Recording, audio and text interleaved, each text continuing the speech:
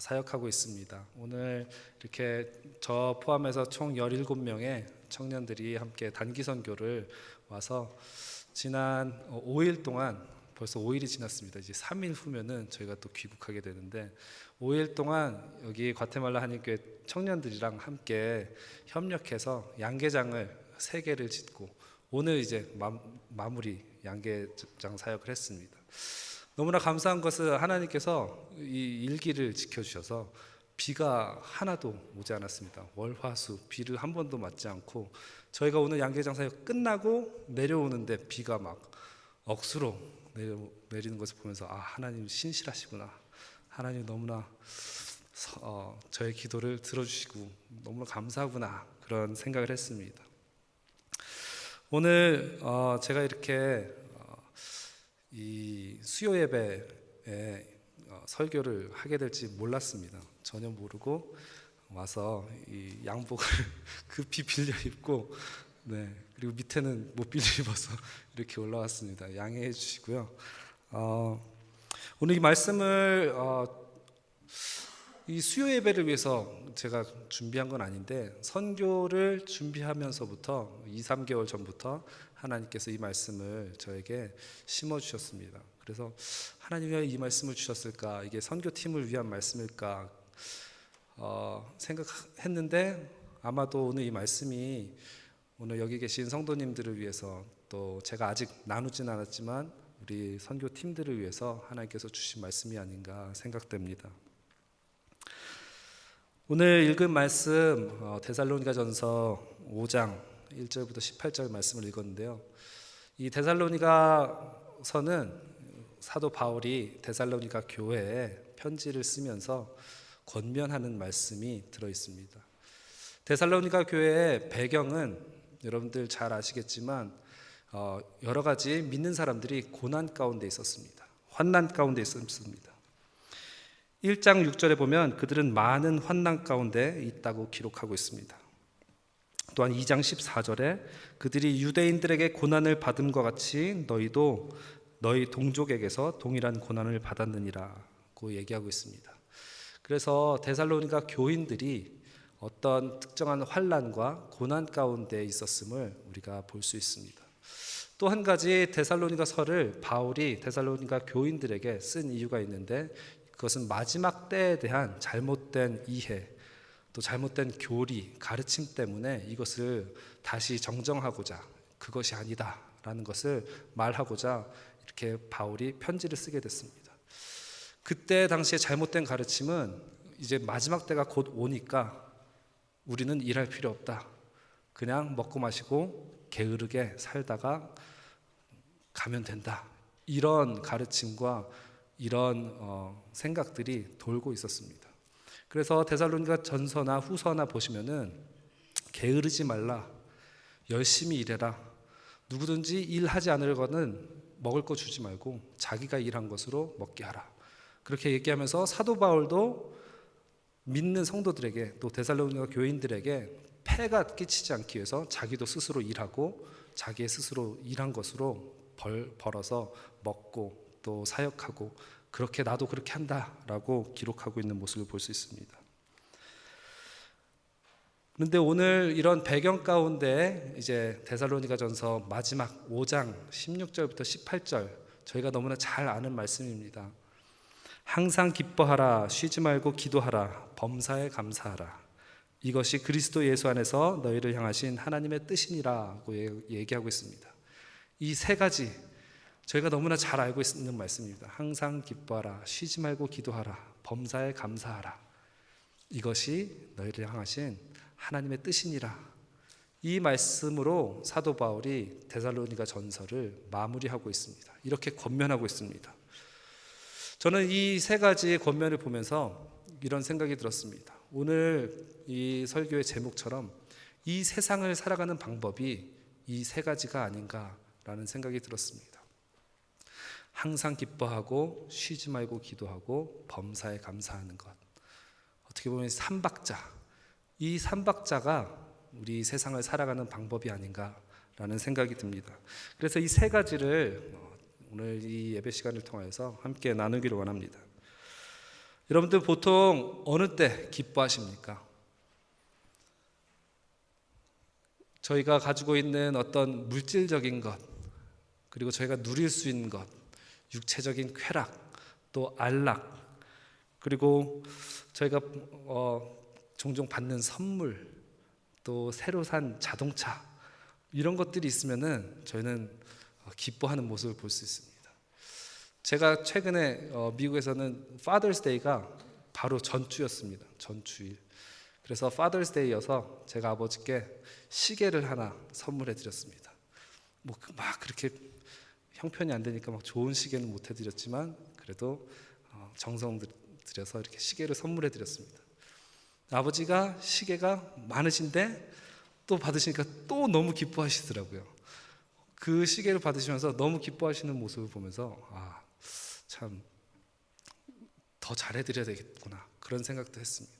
아버지가 그렇게 기뻐하시는 모습 보면서 참 이런 선물이, 작은 선물이지만 기쁨을 줄 수 있구나 생각했습니다. 또 그 전달에는 마더스데이였습니다. 마더스데이여서 저에게는 아들 하나, 딸 하나, 딸이 첫째고요. 그리고 둘째 아들이 있는데 이제 마더스데이니까 아이들이 어려서 이제 2살 그리고 1살이어서 뭐 어머니에게 선물을 할 수가 없잖아요. 그래서 제가 대신해서 제 아내한테 마더스데이 선물을 이렇게 해줬습니다.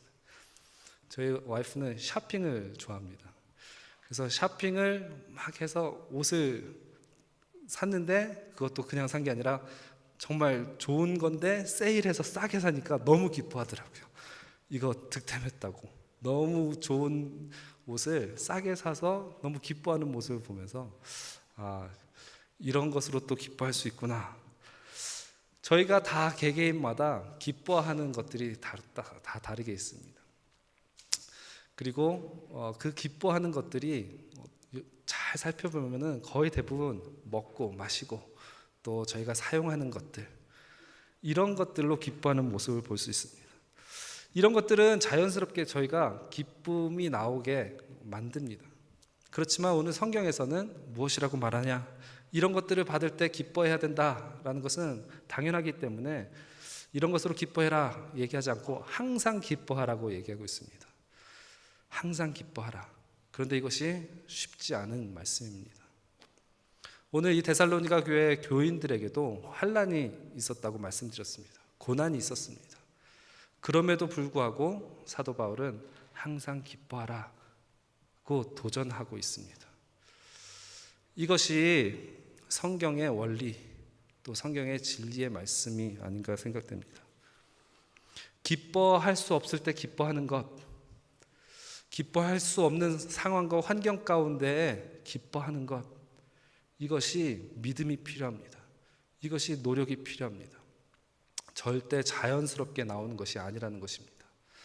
하지만 지난주 주일날 저희 담임 목사님께서 설교하신 것처럼 하박국 3장 17절 18절 말씀에 비록 무화과 나무가 무성하지 못하며 포도나무에 열매가 없으며 감람나무에 소출이 없으며 밭에 먹을 것이 없으며 우리의 양이 없으며 외양간에 소가 없을지라도 나는 여호와로 말미암아 즐거워하며 나의 구원의 하나님으로 말미암아 기뻐하리로다.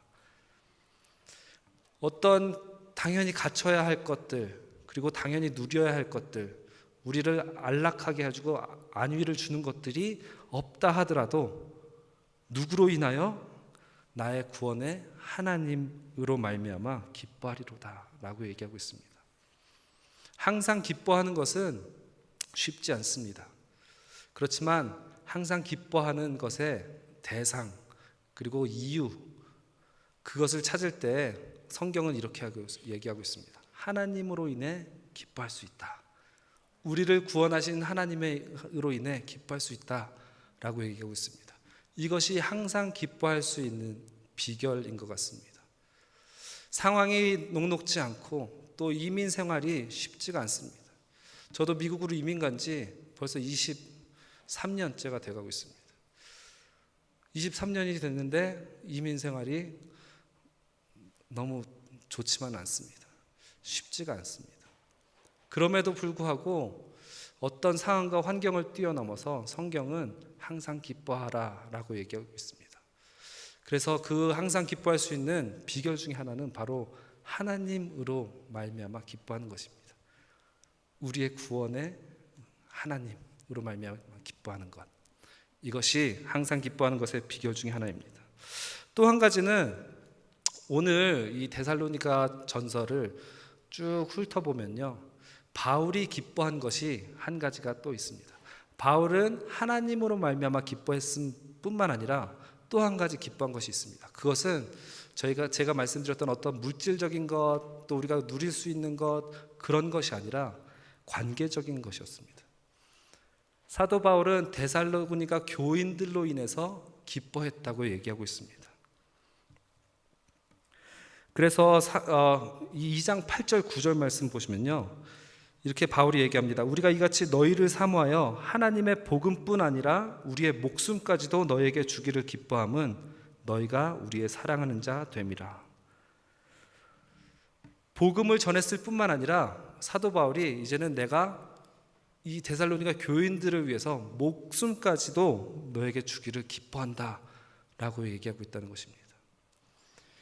하나님으로 인해서 항상 기뻐할 수 있는 것뿐만 아니라 또 한 가지 우리가 항상 기뻐할 수 있는 것 중에 하나는 저희가 복음을 전하고 또 저희가 함께하는 이웃들이 영적으로 성장하는 모습을 통해서 또 영적인 관계를 통해서 항상 기뻐할 수 있다는 것입니다. 이것이 항상 기뻐할 수 있는 비결 중에 하나라는 것입니다.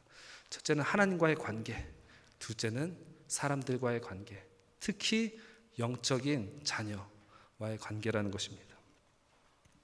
사도 바울은 이 데살로니가 교인들이 성장하고 있는 모습, 복음을 처음 받았을 때부터 예수님을 믿고 성장하는 모습을 통해서 너무 기뻐했다는 것입니다. 그래서 복음뿐만 아니라 목숨까지도 내가 너에게 기쁘게 줄 수 있다라고 얘기하면서 기뻐하는 모습을 볼 수 있습니다. 또 2장 19절 20절 말씀 보시면은 우리의 소망이나 기쁨이나 자랑의 면류관이 무엇이냐? 그가 강림하실 때 우리 주 예수 앞에 너희가 아니냐라고 얘기하고 있습니다. 우리의 소망, 사도 바울의 소망, 기쁨, 자랑의 면류관이 무엇이냐? 그것은 바로 예수님 다시 오실 때 사도 바울이 예수님 앞에 내어드릴 수 있는 영적인 열매, 바로 데살로니가 교회 성도들이 아니냐라고 얘기하고 있다는 것입니다. 이것이 사도 바울의 기쁨이요, 자랑이요, 면류관이라고 얘기하고 있습니다. 여러분들 하나님 앞에 설 때 우리가 하나님 앞에 올려드릴 수 있는 영적인 그런 열매들, 제자들, 또 여러분들이 기도하시고 또 복음을 전하고 또 정말 잘 예수님 안에서 성장할 수 있도록 도울 수 있는 이웃들, 직원들, 가족들, 그것이야말로 진정한 기쁨이라는 것입니다. 이렇게 항상 기뻐할 수 있는 것에는 하나님과의 관계뿐만 아니라 두 번째는 이 이웃과의 관계, 또 우리 제자와의 관계, 영적인 관계로 기뻐할 수 있다는 것입니다. 그런데 이렇게 하려면 어떻게 해야 되겠습니까? 정말로 영적인 제자를 낳고 또 영적인 열매를 맺기 위해서 어떻게 해야 되겠습니까? 우리의 이웃들을 사랑해야 된다는 것입니다. 그들을 인내해주고 끝까지 참아주고 사랑해주고 품어줘야 된다는 것입니다. 그것이 절대 쉽지 않은 일입니다. 미국에 살면서 한인들 뿐만 아니라 또 미국 사람들, 또 미국에 사는 여러 타 인종들을 사랑한다는 것, 또 제 이웃들을 사랑한다는 것이 전혀 쉽지가 않습니다. 그렇지만 성경에서는 이렇게 얘기하고 있습니다. 진정한 기쁨, 항상 기뻐할 수 있는 비결은 우리가 맺을 수 있는 영적인 열매들, 영적인 관계들로 인해서 항상 기뻐할 수 있다라고 얘기하고 있습니다. 이것이 사람을 기쁘게 하는 것이 아니라 하나님을 기쁘게 하는 것입니다. 그리고 사람을 기쁘게 하는 것이 아니라 하나님을 기쁘시게 하는 삶을 살아드릴 때 우리 안에 항상 기쁨이 있을 수 있다는 것입니다. 여러분들 어떻습니까? 이 점점 더 어두워져 가고 이 악한 세대 가운데, 이 세상 가운데 정말 여러분들의 직원들, 또 여러분들의 이웃들, 또 이곳에 있는 사람들을 사랑하면서 살고 계십니까? 정말 그들을 하나님 사랑하듯이 또 사랑하고 계십니까?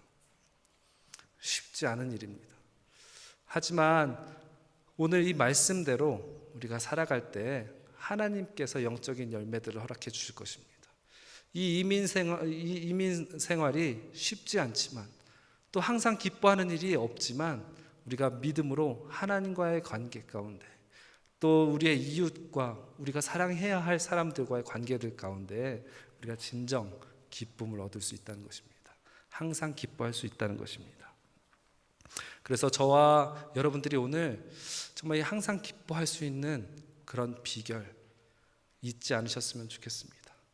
하나님으로 말미암아 기뻐하고 또 하나님께서 우리에게 주신 그런 전도의 대상들, 영적인 열매들로 인해서 기뻐하실 수 있는 여러분 되셨으면 좋겠습니다. 제가 저희 자녀들 이제 2살 되고 1살 된 딸과 아들이 성장하는 모습을 보면은 너무나 아름답고 너무나 사랑스럽고 너무나 기쁩니다. 때로는 너무 힘듭니다. 너무 힘들게 하고 정말 가끔은 막 집에서 나가고 싶고 얘네들 보고 싶지 않을 때도 있지만 막 조금만 안 보면 또 눈에서 아른아른거립니다. 이 어린아이들이 이제 둘째가 이제 1살이 돼서 조금씩 이제 걷기 시작합니다. 제가 이렇게 손을 잡아주면은 한 발 한 발 이제 떼기 시작합니다. 이제 조금 있으면 걷고 뛰고 하겠죠. 근데 그렇게 육체적으로 성장하는 모습을 보니까 너무 기쁘고 또 둘째 아이는 말을 너무 잘합니다. 그래서 제가 밤마다 이렇게 손잡아주고 기도합니다. 하나님 감사합니다. 오늘 하루 할머니 할아버지랑 잘 놀게 해주셔서 감사합니다. 이런 감사 기도를 쭉 합니다. 근데 이 둘째 아이가 어느새부터 자기가 기도를 하기 시작합니다. 어떻게 기도하냐? 아빠 쫓아서 똑같이 합니다. 하나님 감사합니다. 그래서 혼자 중얼중얼 거려요. 감사합니다. 이런 모습을 보면서 정말 예수님을 알아가고 또 영적으로 성장해가고 또 육체적으로 커가는 모습을 보면서 얼마나 기쁜지 모릅니다. 이런 기쁨을 저와 여러분들이 정말 하나님과의 관계를 통해서 또 우리 주위의 이웃들을 통해서 이웃을 사랑하는 그 사랑을 통해서 항상 그 기뻐하는 것을 맛볼 수 있었으면 좋겠습니다. 이 2번째, 3번째 쉬지 말고 기도하라 그리고 범사에 감사하라 이 2박자는 이게 같이 가는 것 같습니다.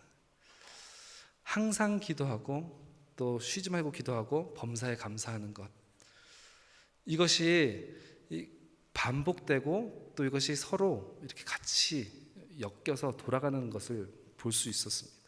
특히 제가 말씀드린 것처럼 저희가 일기를 위해서 정말 기도했습니다. 하나님 정말 비가 내리지 않게 해주십시오. 비가 내리지 않게 해주십시오.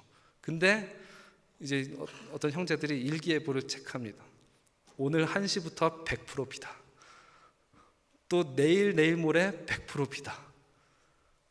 그래서 마음 가운데는 그런 좌절감도 들면서 준비합니다. 그래서 저희 장화도 사고 우비도 사고 막 다 준비했습니다.